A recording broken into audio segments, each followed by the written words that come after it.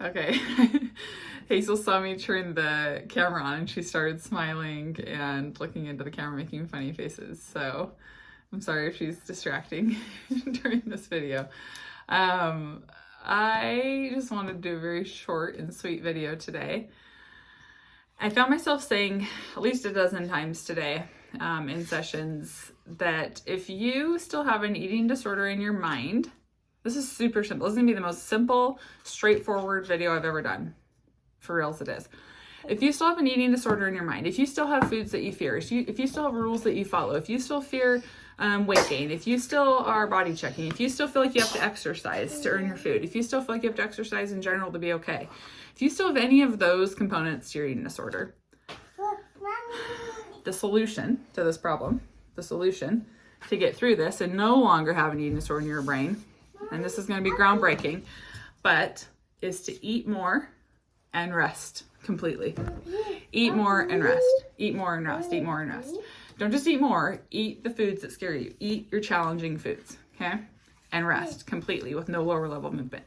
Those two things, with time and consistency, will absolutely get you to a place of full recovery where that eating disorder is no longer in your mind. I told you this was going to be so simple and straightforward and something that you've heard a million times said different ways, but that is as clear as I can make it. If you still have an eating disorder in your mind, you have to eat more and rest.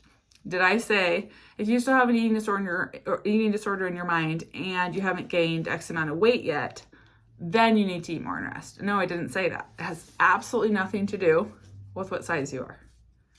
If inside of your head you still feel disordered, you need to keep eating more and resting more, okay?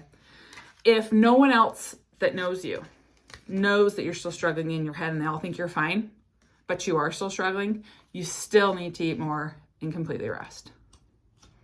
Okay, I think that's all I needed to say today. That would make it, like I said, 3 or 4 times in this video. So we're getting close to 16 or 17 times of me saying this today. Also, I'm probably not going to be on here. I don't really need to explain. I mean, I haven't been on here that much anyways as it is, but probably not going to be on here much the rest of this week. I'm having surgery tomorrow.